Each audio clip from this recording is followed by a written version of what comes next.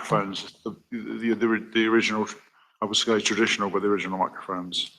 Okay, welcome everybody to the Cabinet Procurement and Insourcing Committee. We'll kick off now.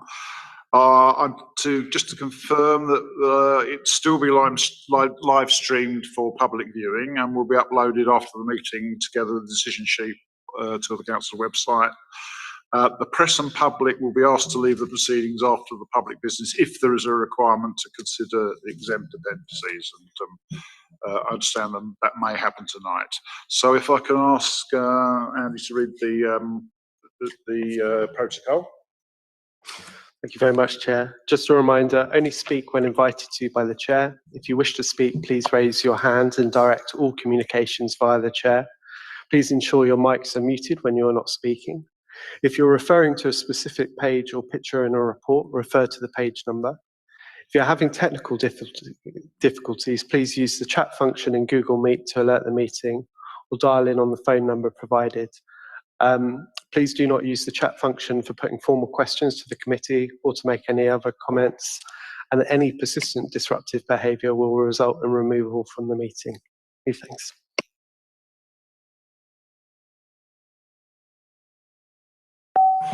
Thank you very much. I have received no apologies. I have received no notice of any requirement to take any urgent business. So if we can, I'll just ask if there are any declarations of interest by members. No new declarations. Notice to conduct business in private. I understand that we will require to do that at the appropriate point in the agenda, and Andrew will no doubt prompt me at that point, which needed. No, there are no questions or deputations been put. So if you can look at the unrestricted meetings of the committee on the 4th of October, I won't go through them page by page, if that's all right, but has anyone got any corrections? Can we take those as agreed then? Thank you. So that brings us then to item 7, the procurement of the external print, non-variable data services. And this is framework agreement. Is an officer going to introduce the report? It's Addy, Nately, Plumpluma, or Tony Gallagher? That's Tony Gallagher. Tony, okay, thank you. Yeah. Okay, so just to sort of go alongside the report, which I'm sure you had a chance to have a look at, I just wanted to highlight a few of the points that come out of that report. So this is obviously to seek approval to move forward with a 4-year framework agreement for our in-house print service. We believe the 4-year print framework will be a manageable framework for the suppliers that we've suggested that we put forward. And obviously it will be sustainable and should offer a level of competitive pricing as well. The competitive tendering framework promotes personal interaction with suppliers and allows an improved relationship between us within the council and SMEs, rather than what we considered was a kind of faceless system, which you do sometimes get with the procurement of print. And that's bearing in mind that print is not an off-the-shelf product. There are so many different variables that it's important that we have that interaction relationship with current and or new suppliers on any framework. We went through the process and we had 49 bidders received, and we evaluated all of those and subsequently shortlisted them into 3 lots. There was a lot 1A and a lot 1B, and I know that Addy has sent some information around only recently just to give some further clarification on what that is. And a lot 2. Lot 1A and B is to do with external print. Predominantly 1A is to do with high volume print, of which we would have appointed 5 bidders from the total that we received. Lot 1B was for quick turnaround, which is a new lot for us, and particularly during the pandemic, we've seen that we would have to rely on being able to speak with quick turnaround suppliers that might be able to help us deal with any overflow of work that comes out of the in-house provision that we already have. So it is new. We've estimated 40k over a 4-year period, and again, it may or may not come to that kind of amount of money. Lot 1A does suggest, the 1740k for the high volume over a 4-year period, and again, that's an estimate. Particularly if we look at this financial year already, we're assuming that there's going to be a reduction in print spend anyway, due to new ways of working, in particular, where a lot of people are now working remotely. The demand for print may have dropped somewhat. We had identified that there'd be potential savings of between 7 and 66% on individual print jobs, and this is because when we went out with our specification, we were asking questions for individual kind of jobs to be quoted on, and those savings did vary depending upon what we were asking for, and that will obviously come to fruition as we move into any new contract, and we're able to then start asking for the competitive quotes that are necessary. The tender exercise did focus on ensuring also that vendors had green credentials, and these were realised. All print pricing had to produce FSC or recycled materials. That was a must. And that merchandising would to be manufactured in the most environmentally friendly way as possible. And also we seek from all vendors ways in which they can further improve their green credentials, and we were asking those kind of questions in line also with the vendors' social value and sustainability policies, which were also evaluated. Service level agreements will largely remain the same as the current framework agreement that we have, and we feel that they are in line with the industry standards and are very manageable. Lastly from me, before I ask if there's any questions, would be just to personally thank Addy in procurement for all his support. He was an absolute gem and managed to get our procurement process through what was a very intricate process, asking lots of questions indeed. Open to floor to any questions. Thank you very much, Mr. Gallagher. I've got a couple of questions, but members of the committee first. Counts Kennedy, and then playing with the microphone here, I apologise. Councillor Kennedy, and then Councillor Woodley.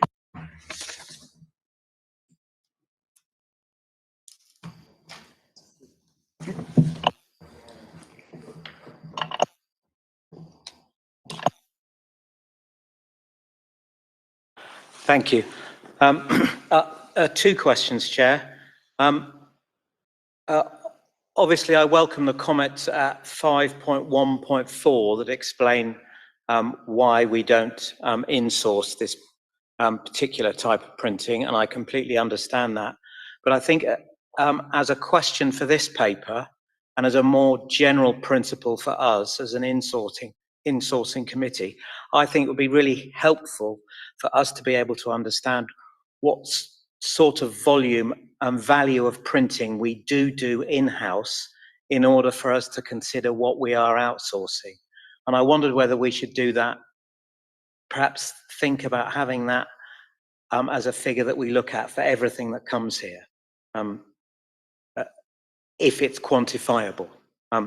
That's my first point. My second point is also really good to read at 7.2 about the social value in the contract.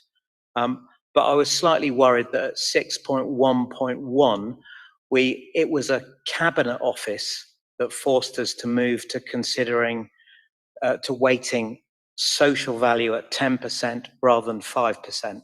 I thought we sort of championed social valuing, and I'd like, rather than being forced to do it by the cabinet office, I think we should be out there and considering being ahead of those kind of percentage figures.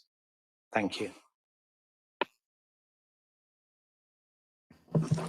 Thank you, Councillor Kennedy. So there's one of my questions actually. If you want to First of all, there's a very good point you made about the quantities generally about in-source, what proportion of any particular contract is in-sourced or not. And I think perhaps we could just note to pick that up in the future. That's a very good point to make. The second question was about quantities in this contract, which I'll ask Mr. Gallagher to answer, and the general point about whether it's us or the Cabinet offices, perhaps Mr. O'Delorry wants to answer. Yeah. So, Mr. Gallagher first. Yeah, sure.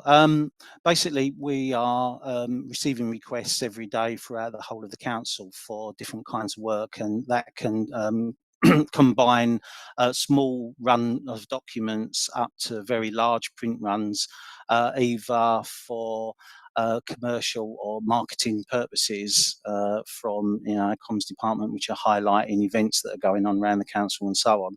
So the way we decide where to retain in-house or external is a combination of a number of things. It's normally driven by whether the volume dictates sending the job out because price per item says that it should be done outside externally.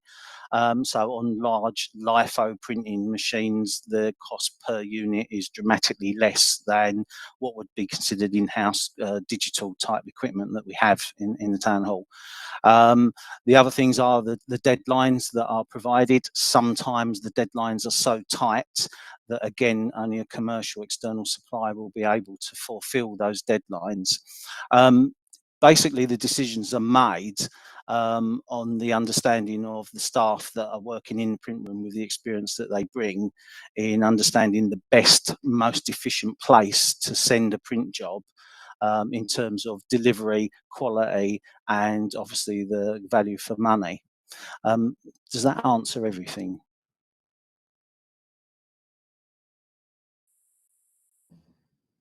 Well, Councillor Cowdery first.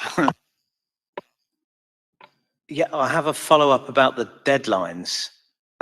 If deadlines are too tight, then we aren't thinking further enough ahead. And if not giving enough notice of when we need something printed is forcing us to go out when we have got the ability to do it in, then we're getting something wrong. And we should be challenging other departments to give us more notice of what they want printed when. Do you want to address that? Yes, I mean, I would agree with that. And, we work very hard, particularly with our colleagues in communications, to make sure that we try to educate all of their clients to understand where print production times should be. Sometimes things just happen. It's the nature of the beast of the industry, if you like, that things do get incredibly late. But we try to mitigate that as much as possible by having conversations early doors, particularly with big publications that we know we can do in-house. We'll try to work with individuals to make sure that we can fulfill those requirements, certainly when we know deadlines are going to be tight. In the answer to the question, can you give us an idea what proportion of work is done in-house and what proportion is not done in-house? I don't think you answered that one directly. And also, I had a question. One of my questions was how much of the work ends up being required in less than 24 hours? Because whichever way you look at that, that's it's less in-sourcing and probably more expensive as well, isn't it? Anyway, two questions there. Yeah. So. Difficult to quantify in sort of figures and what have you, but there's not a lot of 24-hour turnarounds, although we have seen that obviously because of the pandemic and obviously we then had a cyber attack, so we have then relied on getting things done quicker where we were unable to do it for one reason or another, staff sickness or indeed just the fact that we were unable to access systems and so on. So we would hope to see less of that, and that's obviously what falls in the smaller Lot 2A part of the framework. In terms of volume, we tend to be turning over in a volume on an average period of time without the problems that we're currently seeing with COVID, we're producing something in the region of about 3 to 4 million mono copies, and somewhere almost about 1.5 to 2 million in colour copies. Doesn't really translate to anything, I'm sure, in terms of documents, but you know, it's something where the design of the print unit is built around dealing with those kind of volumes and those kind of turnaround times of, you know, either the same day for mailing and fulfillment that we do, or for, you know, longer term marketing campaigns and what have you, where we can have anything between 3 to 5 days turnaround times. In terms of external, you know, we have already sort of reported that the costs of what we expected to spend on external print could be somewhere between 435k per annum. However, this year we're already seeing that the forecast is about 160k less this year. Now, that could be a part contribution towards the fact that, you know, the country is only just beginning to come back to business, and, you know, things are picking up again. But we certainly have been impacted by that drop in requirement for print over the last sort of 18 or so months. Okay, that's helpful. I think it would be useful if we could ask for a note of that, so setting out both how much, because it's very important to this committee at, you know, where appropriate, and it does appear to be in this case that as much work is done in-house as possible. If you could give us the breakdown of what you expect in terms of in-house and outside, and again, also on that point about how much can be done in 24 hours. I know this is a call-off contract, so it's a framework agreement. So you know, I'm recognising we're not setting in stone what happens in the future. So I think that information would be useful, whether or not we agree later. Which Sure. if I can now go to Mr. Edgelori, if you'd want to answer the question about the Cabinet Office involvement, and then I'll come back to Councillor Woodley. Sorry about all that. Is that all right, Chris? Sorry. Yeah. Okay. Yeah, thank you, Chair. Just to, actually, it's a fair question that Councillor Kennedy's raised, and I think members of the committee will be aware of the Council's good track record with regards to delivering social value from our contract. So we have very, very good track record in that regard. And I think we brought a report to the committee a few months ago highlighting some of the outcomes we've delivered in the last year. I think when it comes to individual procurement activities, we assess the weighting we apply to social value depending on how relevant they are to the contract, because, you know, it's not in all cases because I think when you look at this contract in particular, where we're talking about printing services taking place in various parts of the country, not necessarily within the council, the borough.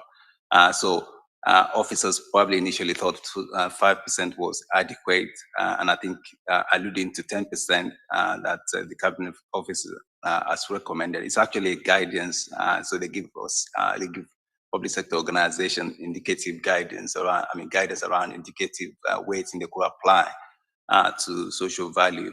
So, but I think even in other contracts, we've applied more than 10% from in terms of some of the contracts that has taken place in the authority. So I think the short answer is that we assess on a case by case basis in terms of the weighting that is applicable to social value.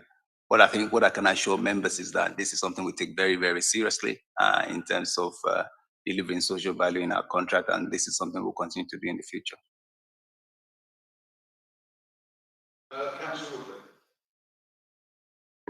That's kind of answered one of the questions I was going to raise, which was around, I suppose, appreciating of the suppliers, the 8 appointed 7 are SMEs, and you know, we're looking local in terms of procuring as well. However, I've worked in publishing before. I'm a great lover of print, but in my experience, it was far more cost effective to go further afield. So I recognise there's a balancing act there, and it would be quite good to understand, you know, the sort of the balancing that we're doing in making those decisions a little better. And then I think we've been talking a lot, I guess, through the pandemic about the importance of print and reaching those, recognising digital exclusion. But I feel like in terms of the direction of travel, we need to perhaps share what lessons have been learned, because it's not always about providing hard copies.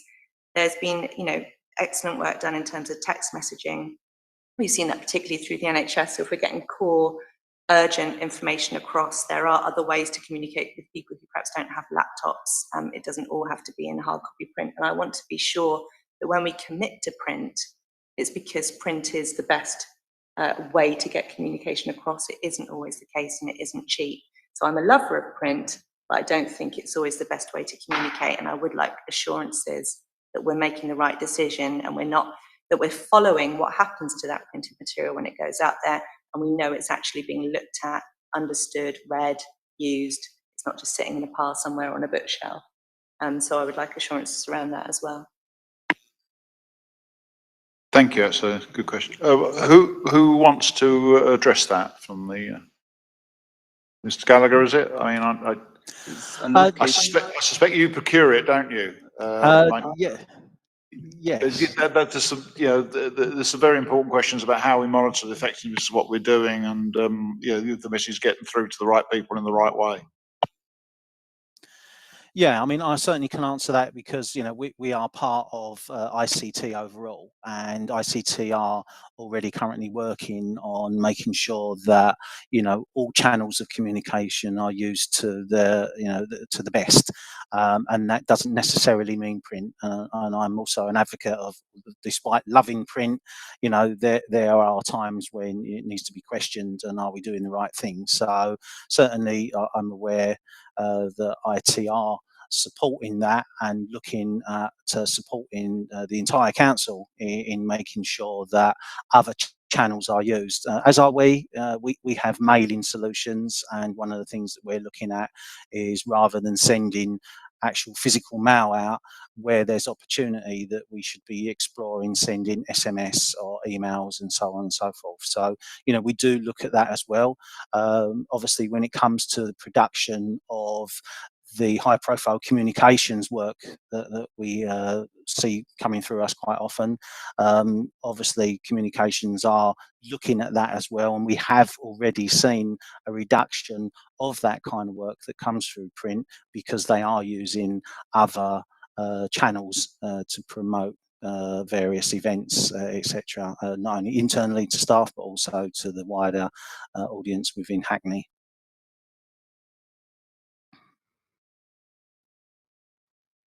Is that okay, Councillor Woodley? Okay, thank you.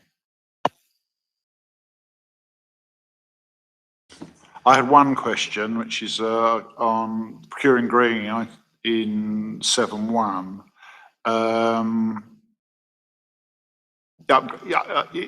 You obviously saying in that paragraph you're looking at it, but there isn't really a lot of detail about what you expect or how you measure it, or what are aspirations to make it greener, if you know what I mean. Is there any more detail that you can give us? Yeah, I mean, as part of the process, that we insisted that we only print on FSC or green, on recycled material, and equally that we expect that merchandisers, which is our lot 2, provide environmentally friendly products to us, or alternative and even more environmentally friendly products when we're asking for quotes. As part of the tender process, and I'm sure Addy might be able to chip in here, we did also evaluate where we were asking suppliers for their green credentials, insofar as what other things are they doing or are they aspiring to do, such as electric vehicles for delivering and that kind of thing. So yeah, I mean, that's kind of where we've been looking, certainly as part of the tender process.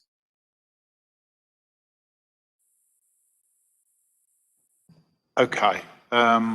Yeah, obviously that of course is another very important issue for this committee. Okay, is any other follow-up or any questions, any more questions or comments on that? So we've asked for some further information, but I don't think that's conditional on us agreeing the recommendations, if we're happy to do that as set out in 3.1 in the report. Agreed. Okay, and can I thank the officers for presenting all the work on that? Thank you. So that brings us then to item 8, which is the Google Workspace Licenses Contract Award Report. So can I ask, I think it's Ollie Parish who's going to introduce that. Hello, thank you, Chair, and hello, committee. So I'm Ollie, and I'm part of the council's IT team. And today we've got a contract award item for a low-risk procurement for the renewal of our Google Workspace licenses.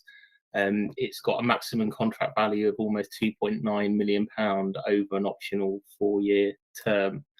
So CPIC are recommended to note the Crown Commercial Services digital marketplace process that we used for the procurement. So that's the framework that we are planning to procure through. And it's also recommended to progress the award of a contract to supplier C to provide Google Workspace licenses for a period of 2 years with a council option to then extend for a further 2 periods of 1 year each. Just in terms of some kind of key parts of the report. So it was in 2017 that the council adopted Google Workspace. It was formerly called G Suite at the time. And it's the productivity tool platform that gives us Gmail, Drive, Docs, Meet, and many other applications that are used to support the delivery of the council's day-to-day work. This decision was informed by extensive engagement with users across the council at the time to understand user needs and select with users the best product to meet those needs. A 4-year contract was originally awarded to Ancoris Limited, who are a Google Premier partner, for the provision of the licenses and also some support services that we needed for the original implementation. That contract runs until the end of this month, so until 30th of November 2021. Google Workspace has been rolled out to all council users now, and more recently extended to include Hackney Education staff. The tools provide a shared modern platform for improved communication and collaboration, and they've really further demonstrated their value during the disruption to the council services caused by COVID-19 and the cyber attack. This contract will ensure that colleagues can continue to use these tools and the new features that they continue to release up until the next planned review of our productivity tool strategy in 2023-24. So that's all I was going to say by way of an overview. I'd very much like to answer any questions that the committee has. Okay, thank you very much. We've got questions or comments on this report?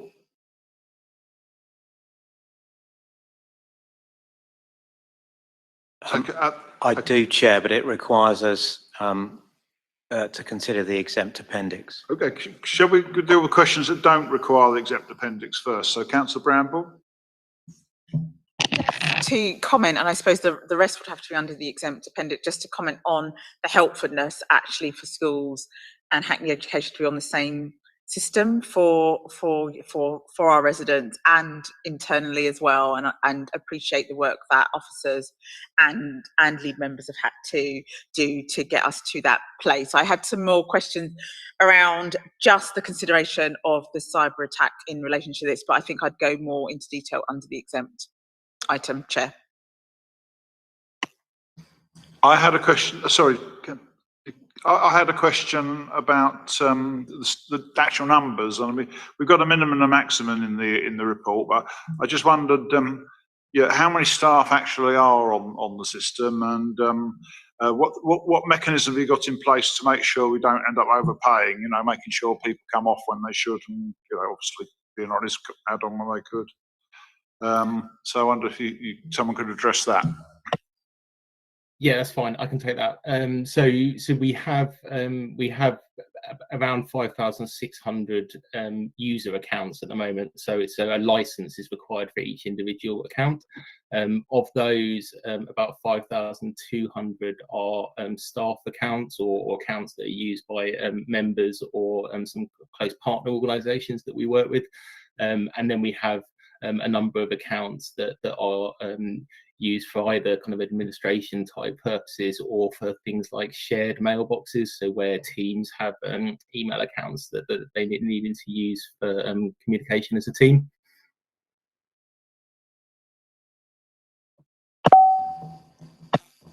Yeah, so how do we make sure it stays the right number when, because these things can tend to accumulate, can't they? People get put on and, I'm not saying this necessarily happens here, but people get put on and then never get taken off. Yeah, it's a really good point, and it's an area that we've got much better at as we've gone through our Google journey.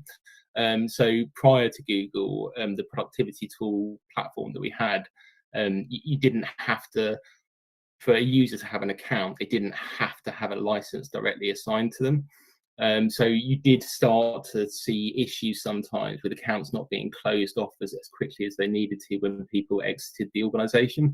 Our process is much tighter now, and we proactively monitor the usage of accounts to identify where potentially something slipped through, like an HR process, and for some reason we haven't been notified of someone no longer needing an account, to proactively monitor the usage of the account so we can then contact people and close down accounts where required. We've done a lot of work over the last couple of months to make sure that we haven't got accounts that are inactive, because it's really important, particularly for the start of the contract, that we get our license number correct, because whilst you have the ability to increase the number of licenses during the period of the contract, you don't have the ability to reduce them.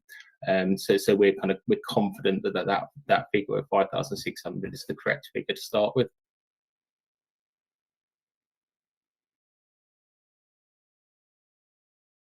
Did you get some automated reports when accounts aren't used, for instance? They're not. Can you see that? Yeah, we can see the account for 2 months. Absolutely, yes. So we run reports on a regular basis to see when an account has been last logged into effectively. Okay, thank you very much. I'll now ask that, do you want me to read all this out? Yes. That the press and public be excluded from the proceedings of the Cabinet during the consideration of the exempt items for this report, on the grounds that it is likely, in the view of the nature of the business to be transacted, that were members of the public to be present, there would be a disclosure of exempt business as defined in paragraph 3 of part 1 of Schedule 12A of the Local Government Act 72 as amended. And this is item 13, the exempt appendices to the report on item 8. Can you agree? Are we happy to agree the exclusion of the press and public that I've just read out? Thank you very much. Chair, okay, so. Chair, can